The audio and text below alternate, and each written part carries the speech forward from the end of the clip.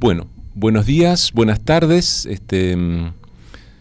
Agradecer a la Escuela 713, a la Radio Escolar, a Milagros y a Trinidad por este espacio que propusimos hacer un uso constructivo y colaborativo también de parte de la TECH y de la Secretaría de Prensa y Comunicación, y con la idea de realizar entrevistas que nos ayuden a conocernos en términos de la experiencia docente, de la extensa y profusa experiencia de la docencia y el rol que la educación pública juega en nuestra sociedad. Y en este caso vamos a realizar una entrevista que hace tiempo teníamos ganas de hacerla, yo particularmente, con Boris Sáez, un docente con una trayectoria importante, como la de todos y todas las docentes, pero bueno, en particular la de una historia de compromiso con la educación en la ruralidad. Y bueno, esta es la oportunidad que queríamos aprovechar para charlar, para seguir conociendo la extensión de la experiencia docente y particularmente en un campo más especial, que es el de la ruralidad, el de la docencia en la ruralidad. Así que bueno, tenemos esta oportunidad para el diálogo y para dialogar también con la docencia de toda la provincia a partir de esta experiencia.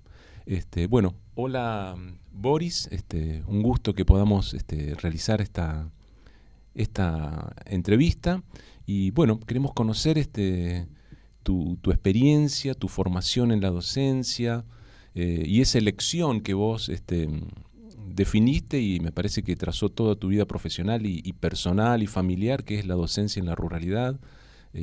Contanos un poco de esa primera parte de la formación, de la experiencia y de la definición de un docente que realiza su carrera en su totalidad en la educación rural. Hola, buen día Maxi, buen día a la Radio Escolar 713, agradecido de este espacio, de este momento de poder contar.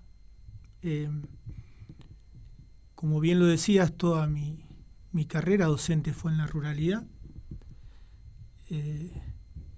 Mi formación, tengo el título de técnico agroforestal, que ese título me permitió ser maestro agrario en las escuelas rurales. Las escuelas rurales tienen un cargo que es de maestro especial de orientación agraria, en donde se supone tenemos que brindar a los niños capacidades, capacitaciones para la vida, para enfrentar el trabajo, el mundo de las herramientas, del trabajo colaborativo, en equipo, solidario, mancomunado.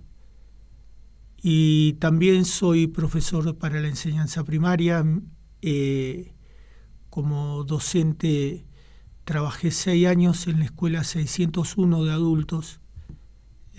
Fui docente de ciclo, una experiencia realmente muy linda.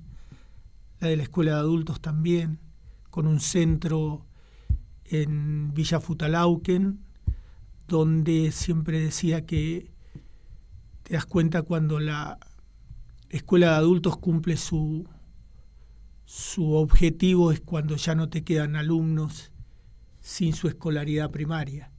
Y eso fue lo que pasó en Futalauquen. Iniciamos año 2002 con 14 alumnos que no habían terminado sus estudios primarios, y en el 2006, egresando el último alumno, se cierra el ciclo de adultos en Futalauquen.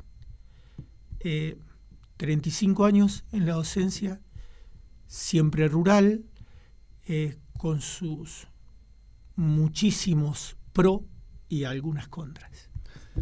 Bueno, eso me parece a mí que es un poco el aporte que queremos brindar a través de la entrevista y conocer también esas vivencias y lo que significa para un docente, para una docente, iniciarse y desarrollar su carrera. En el caso tuyo, con una formación en la ciudad de Esquel, en las ofertas educativas de la ciudad de Esquel, en la escuela politécnica, en la escuela, lo que era la normal, ¿no? Y el profesorado de formación en la docencia. Pero bueno, me imagino un joven Boris con 20 años o muy cerca de esa edad, trasladándose a recurrir a una experiencia en la ruralidad. Tiene costos, elementos de desarraigo, elementos de participar, sí, del enriquecimiento, del intercambio con las comunidades rurales, pero bueno, también para el caso de una docencia, de una formación también, es distanciarse y en cierto modo aislarse de oportunidades, ¿no? De oportunidades de intercambio. Muchas veces hemos charlado, Boris, ir al cine el fin de semana, acceder a una comunicación continua, incluso en el plano profesional, también las oportunidades menores que se presentan en términos de capacitación y demás. Me parece que esos son aspectos que vos señalaste, que vos los viviste, y me parece que es clave poderlos compartir. Sí, mira, Maxi, yo siempre separo mi etapa rural, que es toda mi trayectoria laboral, en lo profesional, en mi persona y en la familia. En lo profesional, la ruralidad me ha brindado múltiples enseñanzas. Yo siempre digo que, por ejemplo, la gente del ámbito rural viene y se adapta muy bien a la ciudad. En cambio, a los que vamos de la ciudad, aunque sea pequeña esa Esquel del 89, cuesta mucho insertarse en los secretos de la ruralidad, del campo. Yo tuve la suerte de trabajar en la Escuela 29 de Costa de Hualjaina, una escuelita muy pequeña. Siempre digo también que tuve dos ruralidades, porque yo trabajé solamente en la Escuela 29 hasta el año 2000, y desde el 2000 y hasta ahora, febrero del 2024, en la Escuela 25 de Futalauquen. O sea que yo tuve como dos tipos de ruralidades. Una ruralidad muy, muy humilde, con muchísimas necesidades. Una escuela que cuando llegué no tenía luz y prácticamente no tenía agua. El agua era muy salobre, era de una perforación que se había hecho mal hecha. Yo tenía la suerte de ser amigo, siempre de muy pequeño fui amigo de gente grande. Y era amigo de don Julio Cretón, un posero enorme que tuvo Esquel, que algún día alguien, si quiere hablar de la historia de don Julio, yo creo que las casas domiciliarias de Esquel, antes, cuando no había red domiciliaria de agua, todas las casas tenían un pozo, una perforación, y creo yo el 80-85% de esas perforaciones las hacía don Julio Cretón. Hoy ya está en otra vida, ¿no? Don Julio me acompañó un sábado y fuimos y hicimos una perforación en la Escuela 29. Digo hicimos porque lo ayudé, lógicamente, de paso aprendía. Y a 6 metros sacamos un agua bárbara. Y ya teníamos agua no solamente para tomar, sino para riego. Yo ya empezaba a pensar en un proyecto productivo en esa escuela como una pequeña granjita escolar, administrando muchísima pobreza, porque si hay algo que me enseñó la ruralidad a mí es administrar la pobreza, la necesidad, el faltante, el hacer con lo que teníamos. Pero jamás nos decíamos que no a nada. Nosotros, con mis alumnos, siempre trabajé con niños pequeños de escolaridad primaria y jamás nos decíamos que no. Y se les ocurría criar chanchos y criábamos cerdos. Y querían criar pollos parrilleros y criábamos pollos parrilleros con lo que teníamos. Y hacíamos de un proyecto pequeño un gran proyecto para la escuela, un proyecto institucional, un proyecto donde se involucrara no solamente los niños, sino los adultos y las familias. Importantísimo en un ámbito rural poder incorporar las familias al andar de la escuela, porque he visto como a veces los docentes, con distintas actitudes, alejamos a la familia de la escuela. Cuando nosotros somos ave de paso, nosotros no somos la escuela, no la vamos a hacer nunca. Llegado el momento, y bueno, el tiempo dirá qué fue lo que dejamos y qué fue lo que no dejamos o no supimos dejar. Esa escuelita no tenía luz. Tuve que aprender a vivir sin luz. Y es dificilísimo. Es muy difícil vivir sin luz. Toda mi vida viví con luz acá. La heladera, el televisor, está bien, en ese tiempo teníamos 3 canales, pero era un televisor, era una radio enchufada, ¿no? Ahí había que llevar la pila. Te querías matar el día que no tenías pila. Encima en un cielo abierto donde entraban las radios de Latinoamérica. De noche en la escuelita 29 se escuchaba Radio Caracol, Radio Car de Uruguay, las radios argentinas, todas, absolutamente todas. Y bueno, era un aprender a vivir, ¿no? Siempre acompañado y muy rodeado de mis alumnos pequeños que hicieron en 10 años de la escuelita 29 una escuelita con una granjita modelo. Modelo en un montón de cosas, pero particularmente modelo en cuanto a los logros de un equipo de trabajo de niños colaborativo, cooperativo, solidario, muy solidario, donde la producción y el pasarla bien estaba por encima de las personas y del docente, lógico.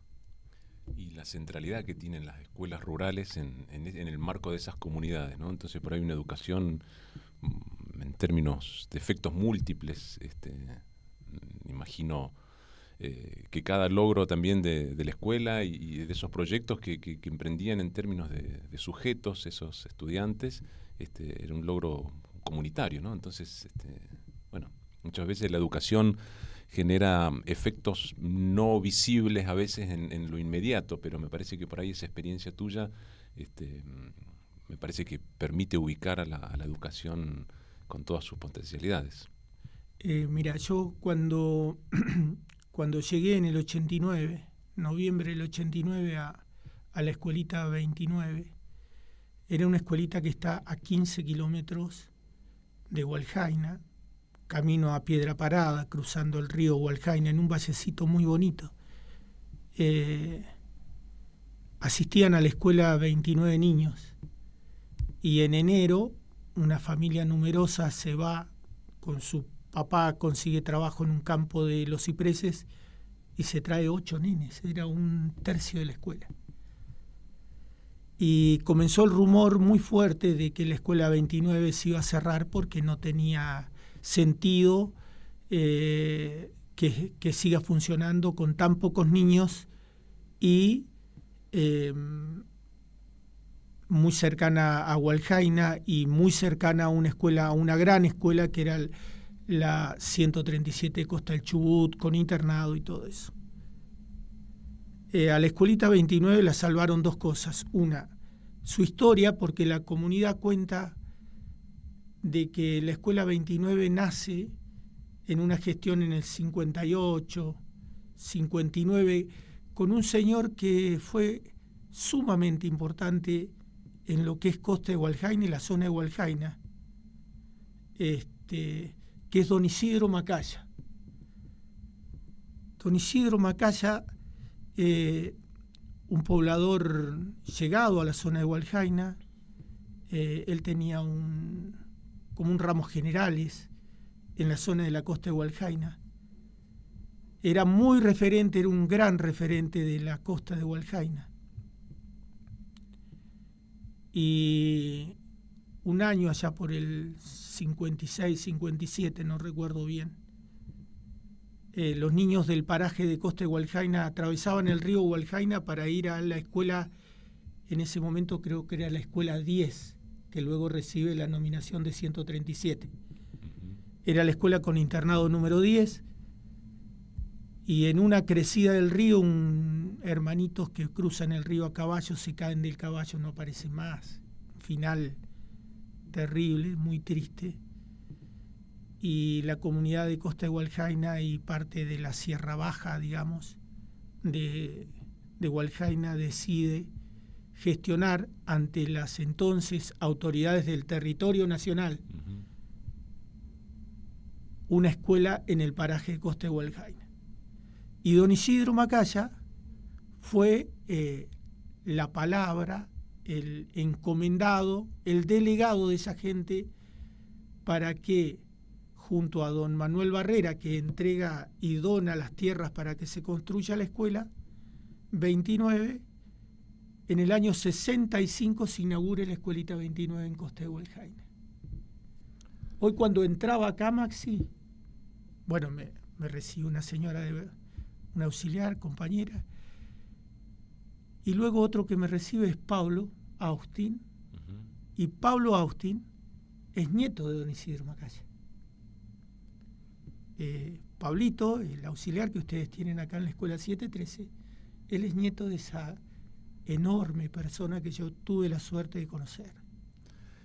Yo creo que también cada una de esas escuelas fue un logro comunitario en términos políticos, ¿no? En el conjunto de los parajes rurales, con el aprecio que se valora, que se sostiene y lo que significó para las comunidades en términos de muchas veces de legitimidad en términos institucionales, ante el gobierno nacional, provincial, los logros de las escuelas. La verdad es que también muchas veces la educación es clave, fundamental, pero muchas veces el arraigo de las poblaciones, las posibilidades también económicas, muchas veces atentan, ¿no? Que la educación a veces es una parte fundamental, pero qué necesidad también de que haya una integralidad más en términos de políticas para la ruralidad.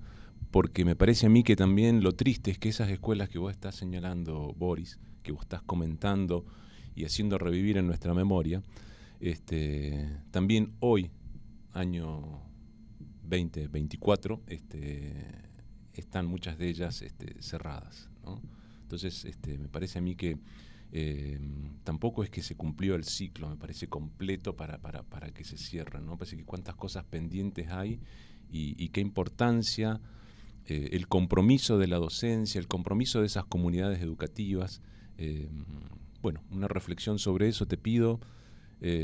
También la necesidad de que en los términos de los pros y de los contras, la importancia que juega en términos de política educativa, la necesidad de que la labor docente en la ruralidad tenga su reconocimiento en términos de atender salarialmente y en condiciones de trabajo a esa necesaria correspondencia, ¿no? para la resolución de las necesidades vitales, de contrapesar muchas veces ese desarraigo que experimenta la docencia en esos contextos. Bueno, eso en principio, y bueno, y después ir a la otra etapa de tu vida, que es la escuela en la escuela 25 en la villa del lago Futalauf, que en el Parque Nacional Los Alerces. Mirá, Maxi, uno poco a poco se va convirtiendo en referente, la misma comunidad lo convierte en referente. La comunidad rural adopta o no a un docente, eso es así. Y gente muy sabia, gente muy observadora, y no adopta a cualquier docente como referente. Eso nos llena también a nosotros de compromiso y responsabilidad, porque con mi juventud de 22, 23 años, a mí me tocaba, por ejemplo, Maxi, hacer una cruz para alguien que falleció. O así como mi camioneta llevaba los fines de semana el maíz para las gallinas, la harina para el pan y otras tantas cosas que la gente me encargaba con absoluta confianza para que yo le pudiera comprar, y mucho más barato, haciendo un desvío al tradicional marcachifle que les cobraba fortuna por 2 kilos de maíz, también he tenido que ir llevando una mamá parturrienta, he llevado niños enfermitos, niños que no estaban escolarizados porque eran hermanitos de los nenes que iban a la escuela, he llevado gente accidentada, y también mi camioneta ha participado también llevando a alguien que perdió, un féretro. O sea, no invento, es la vida del docente rural. Uh-huh.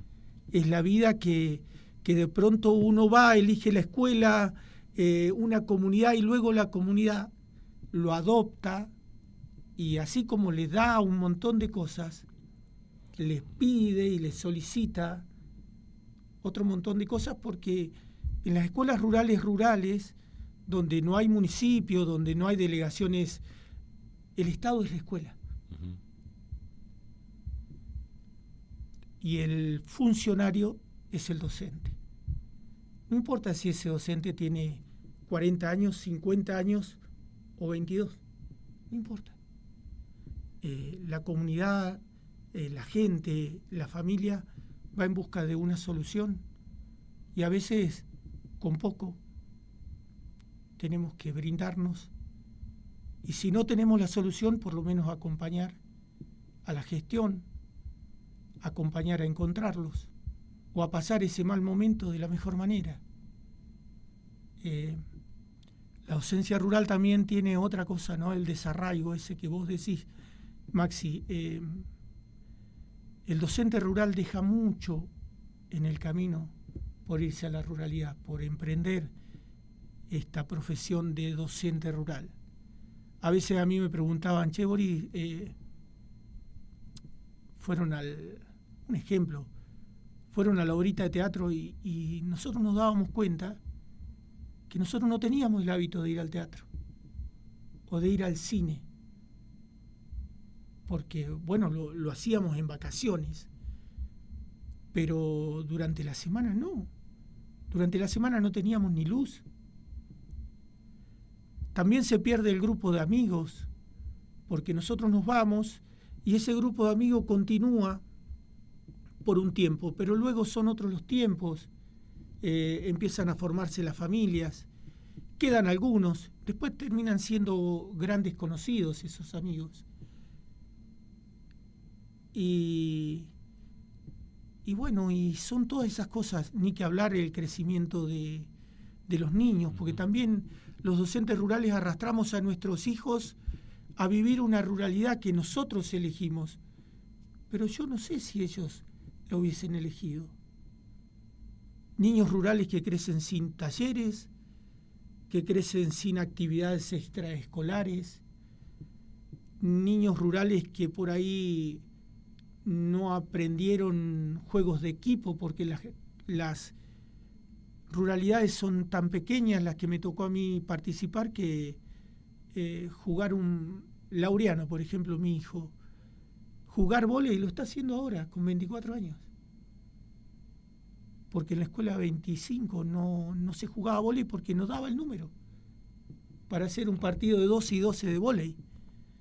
O se jugaba un fútbol mixto con niños de 9, 10 años, o sea, de segundo ciclo de primaria hasta todos los secundarios, varones y mujeres, porque no daba para jugar un 7 y 7.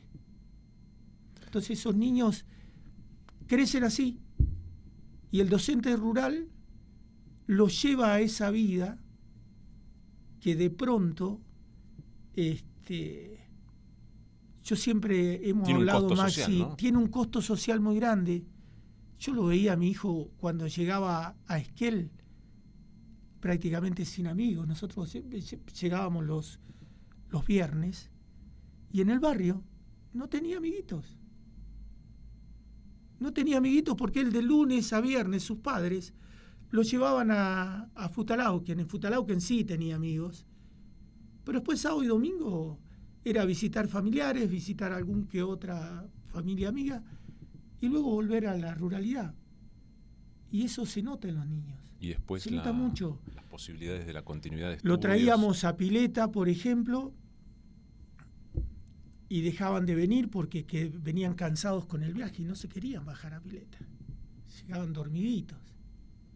Y cuando estás muy lejos, porque yo estoy hablando de una ruralidad VIP de Futalauen, Maxi, pero a ver, yo tengo que ser muy claro y honesto porque hay ruralidades muy lejanas. Aldea Las Pampas, por ejemplo.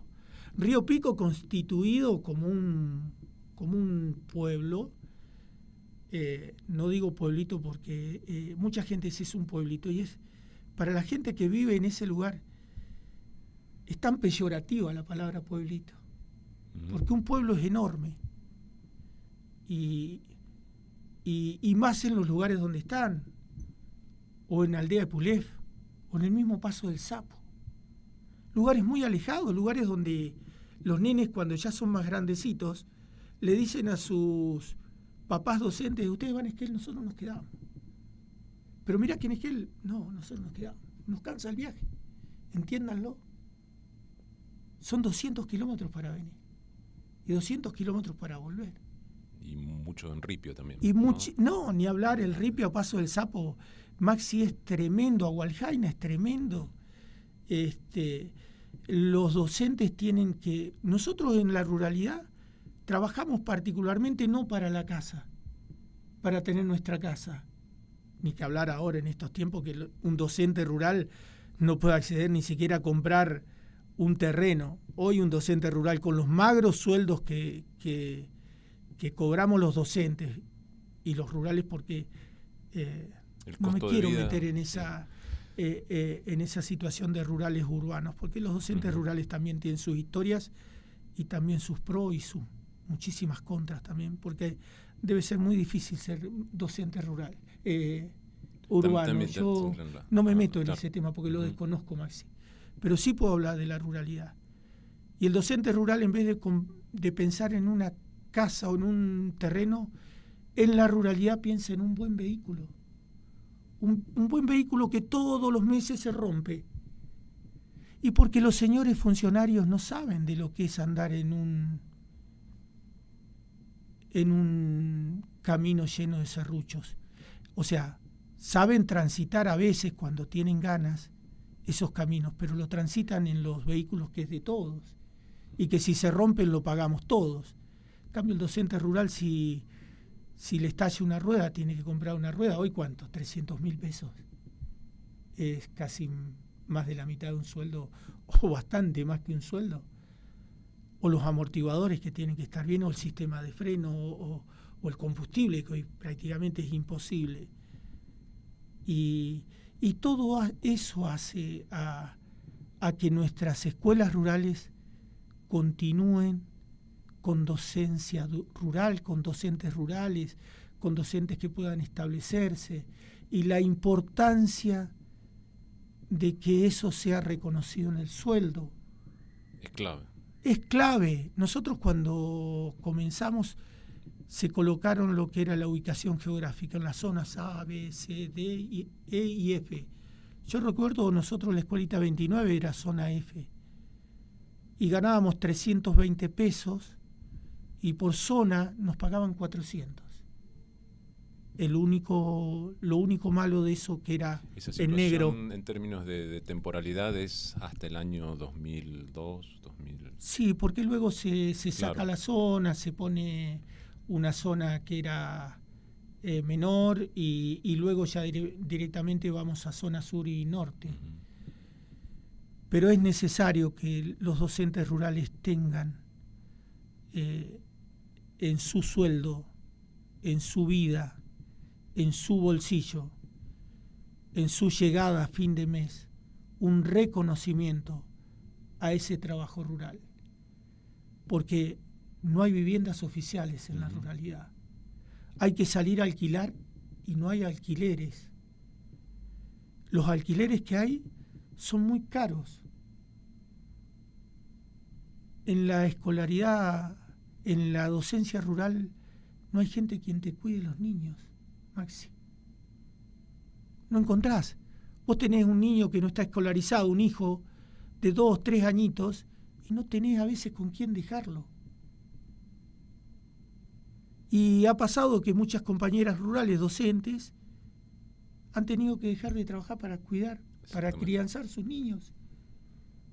Y luego volver a la educación rural, a ser docente. Y acto de justicia también sería reconocer a la docencia también que se ha jubilado en este contexto, con su tránsito y su trayectoria educativa en la ruralidad, con jubilaciones que también siguen siendo absolutamente insuficientes y motivo de un reclamo que tiene que ser oído y que al servicio también de esa tarea colectiva es que esta entrevista busca activar, busca la interacción, el conocer y el reconocimiento de la extensión y de la profundidad de la tarea docente.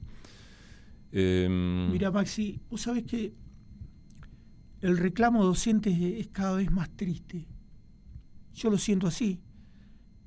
¿Cuántos cargos sin cubrir tenemos hoy, no? Muchísimos cargos sin cubrir. Pero cuando los docentes reclamamos un sueldo justo por lo que hacemos, porque le pregunto a alguien, ¿qué profesión trabaja con niños, adolescentes y jóvenes a cargo? 25 niños, adolescentes o jóvenes en un ámbito de un aula, tratando de acompañar a esos niños a ser mejores personas. ¿Quién otro? Solo comparo el trabajo de una enfermera, de enfermeros. El resto trabaja solo en funciones, pero nunca con niños a cargo. O sea, la sociedad nos entrega a nosotros su tesoro más importante, que son sus hijos. Pero esa misma sociedad se enoja cuando nosotros reclamamos un buen sueldo. Es extraño esto. Cuando Luz y Fuerza hace paros y nos amenaza con cortar la luz, se moviliza a todo el mundo para que no nos corte la luz. Cuando el transporte hace paro y nos dicen no, va a haber, y todo el mundo presiona para que arreglen con el transporte porque nos quedamos sin. Ahora, cuando los docentes hacemos paro, las palabras, es muy poca la gente que acompaña el reclamo docente. Los docentes estamos muy solos, muy solos. Los mismos políticos que son los encargados de generar mejores condiciones de salario para los docentes son los que han estudiado en escuelas públicas y mandan a sus hijos a escuelas públicas y tienen los hijos de sus amigos en escuelas públicas. Pero la hipocresía es tal, el olvido es tal hacia el sector docente, que nos encontramos muy solos. Hoy, esta situación del Estado Nacional que empieza a achicar el Estado y a dejar gente sin trabajo, vemos un montón de gente que hace reclamos. Y me moviliza, claro, me moviliza muchísimo. Pero yo también cuando reclamo mejoras en el sueldo docente, en los salarios docentes, en las condiciones laborales de mis compañeros docentes, y miro hacia atrás y estamos solos, Maxi. Estamos solos. Encima con descuentos tremendos a los cuales el sector de primaria no se puede incorporar a un paro. Hoy tengo compañeras de nivel inicial, jóvenes, que ganan 230.000 pesos de sueldo. Y 1 o 2 días de paro les significan a ellas tal vez el descuento de un 40% de su sueldo, y no se puede vivir así. Y no nos dejan reclamar por algo justo. Hoy nosotros nos encontramos docentes de 35 años de servicio, ya jubilados, con que alumnos que han sido alumnos nuestros, que están como empleados de comercio, que ganan mucho más que nosotros, y recién iniciados. Y vos vas a decir, Boris, pero no está mal. No está mal. No está mal que los empleados de comercio ganen casi cerca de 1 millón de pesos o 700.000 pesos. No está mal. No, yo lo estoy diciendo. Lo que sí está muy mal, que un docente recién iniciado gane 240.000 pesos más. No se puede, porque encima la docente o el docente está enfrente de alumnos y ni hablar que tienen que, encima hasta nos ponen en las planillas donde nos hacen el concepto, cómo vamos, la presencia nuestra en la escuela. Si a veces no tenemos ni para cortarnos el pelo, Maxi. Yo creo que en eso es clave la apuesta que creo que tenemos quienes participamos de esta instancia de la entrevista, quienes participamos de las experiencias de organización, quienes participamos en el conjunto de la amplia y diversa TECH, la defensa de la educación pública como un principio inclaudicable. Es clave profundizar en esto. Creo que profundizar en esto, en la organización, en el encontrarnos, en generar los espacios necesarios dentro de cada unidad educativa para ir escuchándonos y hacer fuerte nuestra voz junto a las comunidades educativas en defensa de la educación pública y de la justicia que está pendiente en términos de reclamos de carácter históricos, como es el caso de la ruralidad, pero en el marco más conjunto de lo que venís señalando. Me gustaría ir concluyendo esta experiencia, que creo que va a ser la primera, pero podemos plantearnos una segunda, me parece que con mucho gusto, y que nos cuentes un poco tu experiencia en el marco de la Escuela 25, tu proyecto como maestro del área agraria, y el proyecto de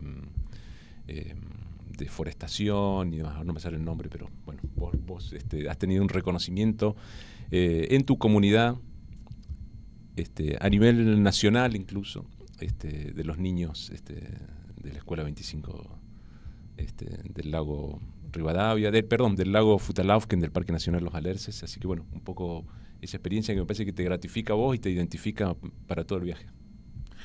Sí, antes, para cerrar el tema de los reclamos salariales, Maxi, esta situación tan triste de que hoy los docentes que estamos con niños tratando de ayudar a la educación, se nos está haciendo muy difícil poder mandar a nuestros propios niños, nuestros propios hijos a estudiar afuera. Es una cosa de loco, lo pensás y vos decís, llegué después de 35 años y hoy, por suerte, tengo mi hijo estudiando en la universidad pública acá, en esa bendita y querida universidad pública. Pero si se llega a cerrar la universidad pública, ¿cómo hacemos para mandar a estudiar un niño con nuestro sueldo docente, Maxi? Hoy un docente, 300.000 pesos, un alquiler en cualquier ciudad de afuera, y acá también, lógico.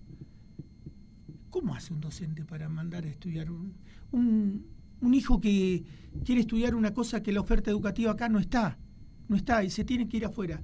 Y no puede.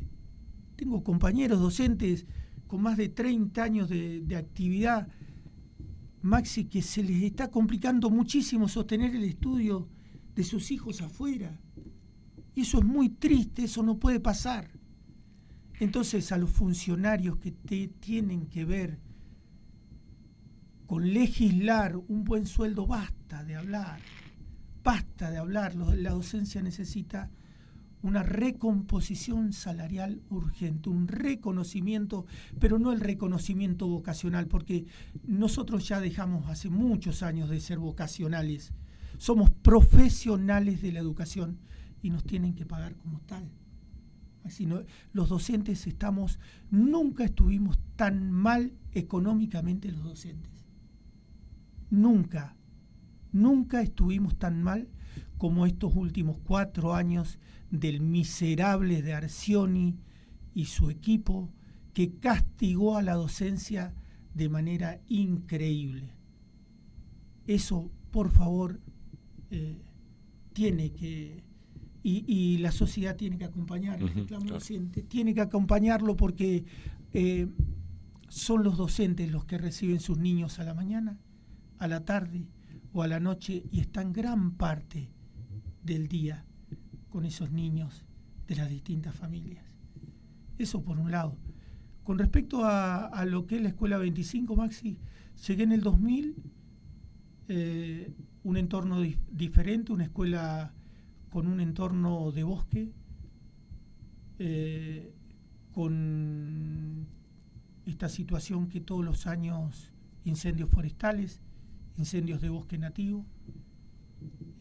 A mí siempre me encantaron los árboles. Yo soy nieto de un viejito búlgaro que me enseñó que la tierra era nuestra fuente de vida, que desde la tierra podemos, y aprendiendo a trabajar la tierra, podemos plantar una lechuga, una flor o un árbol. Y él me decía que los árboles no solamente nos daban el oxígeno, sino que también eran un montón de otras cosas, un árbol. Y así aprendí yo con mi abuelo desde muy pequeño. Hice forestal, me fui a la escuelita 29, y en la escuelita 29 teníamos un pequeño estaquero donde enraizábamos álamos y sauces y salíamos a plantar a la orilla del río Hualcaina, porque sabíamos muy bien que los nenes tenían que caminar mucho para conseguir la leña de su calefacción. Los que vivían en la costa del río la tenían más accesible, pero esa leña, si esos árboles no se seguían repoblando, en algún momento se iban a terminar.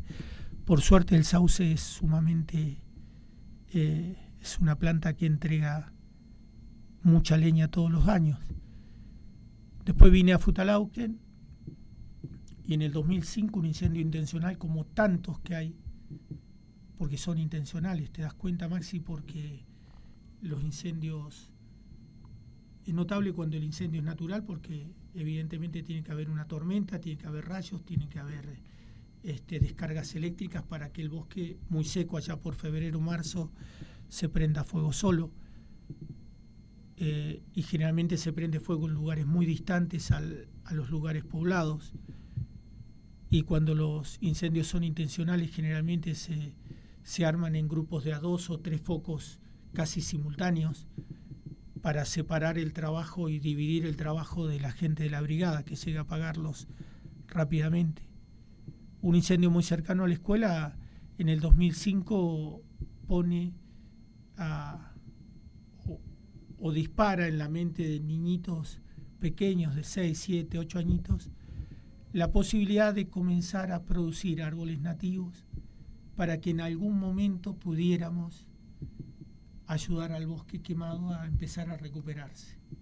Y así fue como inicia un proyecto de viverización de especies nativas para la ayuda del bosque incendiado. Un proyecto que ya lleva casi 18 años, yo ya no estoy en él, y un reconocimiento no buscado, porque jamás lo busqué ni lo buscamos con los niños que participaron del proyecto. Del proyecto participa toda la escuela, desde el nivel inicial hasta el secundario. Para que se den una idea, un niño que hace toda su trayectoria escolar en la escuela 25, que inicia en salita de 3 o 4 años y que termina en el secundario orientado, se va de la escuela plantando más de 600 árboles en el bosque. En su trayectoria escolar, ese mismo niño comienza desde muy pequeño a identificar los árboles que nos van a entregar las semillas todos los años, los árboles, las plantas madres, cosechamos los frutos, los limpiamos en la escuela, los almacenamos, los sembramos, los cultivamos durante 3 años y luego de 3 años en vivero los cargamos en nuestra mochila y caminamos al bosque a plantarlos. Y eso lo hacemos desde marzo hasta octubre, desde el año 2009 hasta la fecha, en un proyecto autogestivo que creció de la mano de los niños, de sus ganas, de sus intereses, con la ayuda de los docentes. Ahí es donde tenemos que estar los docentes, tratando de dar respuestas a las inquietudes, a las ganas de los niños, ya sea niños primarios, secundarios. Me imagino trabajar en un secundario con estos niños y jóvenes y adolescentes que deben tener miles de objetivos y ganas de mejorar este mundo. En Facebook tiene una página, ¿cómo es el nombre, Boris? Vivero Niños del Lago se llama. Vivero Niños del Lago, y es una página donde subimos lo que hacemos. Se